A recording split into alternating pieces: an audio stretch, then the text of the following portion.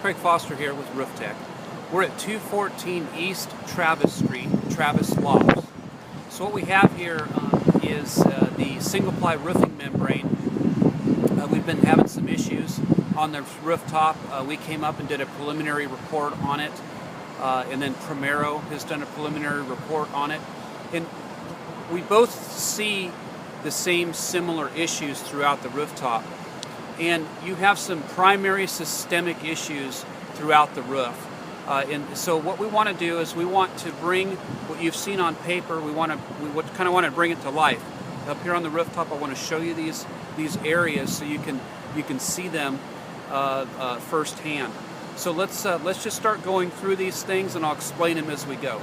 Okay, so the very first issue, which is the biggest single issue on the rooftop, is that we have fastener backout.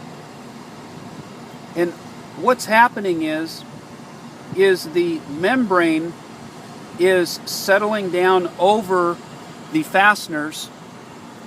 As you can see here, is a really good indication throughout the roof of what the roof looks like here with the fasteners. The membrane is sitting down over the fasteners.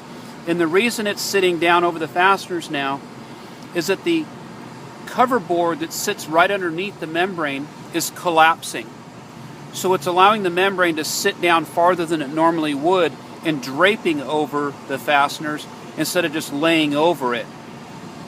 So it's creating the fastener backout of what we call. Now this is a precursor to what the full result of the fastener backout. So this is the problem that exists throughout the entire rooftop. And what happens is the material gets stressed at these points, and water can start getting in through the membrane, even in these areas here. Okay?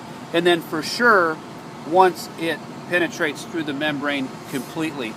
So that's one of the main issues that we need to deal with on this rooftop to extend the life of it. Okay, now there's some other practical things that we want to look at when we come up and do repair work on a roof and get it to a maintainable condition. And that is, we look at all the different transition and termination points, and we want to reseal things so water can't feed back into the building. We've got like areas like this here where this needs all to be sealed inside here with new straps and so forth. We need to look at going back and seeing some dry welds and patching these types of things. We want to look at like these boxes here, the junction boxes that have been mounted directly to the membrane. We want to make sure this is all completely sealed. Okay. We want to look at also right here where we have sealant at pipe flashings and terminations. We want to redo all that sealant so it's current, it's not dried out and cracking and so forth.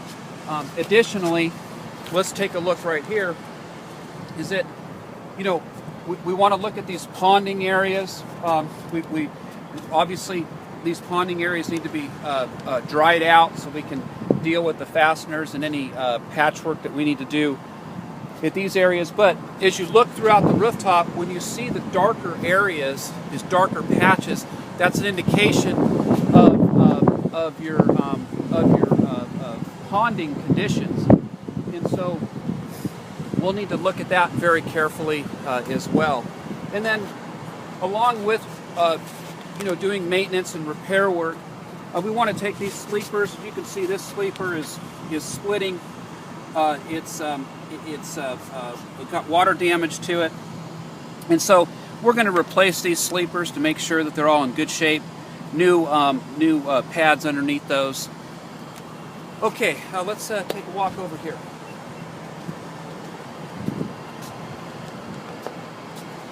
Another thing we want to deal with is all the termination points up on the walls and the base flashings. And what we have here is we have a term bar that's been installed, okay? And then we have transition points along here where metal is terminating and so forth. So what we want to do with this is we want to fabricate and install new counter flashing over this entire area. with new sealant. So all this area will have new counter flashing on it with new sealant.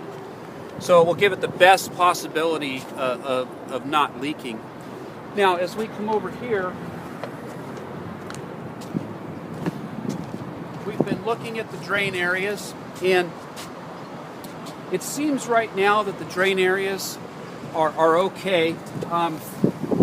We don't want to open up the drain areas at this point because we don't see any direct link to the water coming in through the membrane at any of the drain areas. So we don't want to open it up unless we absolutely have to.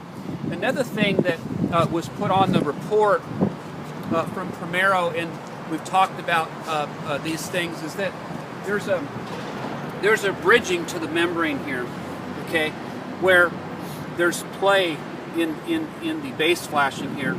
Well, at this point, what we don't necessarily want to do is open this membrane up or cut it and to install new membrane base flashing.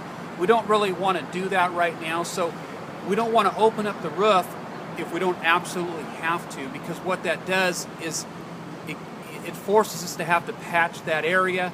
And again, any patchwork that we do, any opening area that we create is another potential leak down the road. So we want to minimize that. Your base flashing looks fine at this point. Your termination points with the coping look good. So what we're going to do is we're just going to hop over to the other side of the roof and show you a couple more items.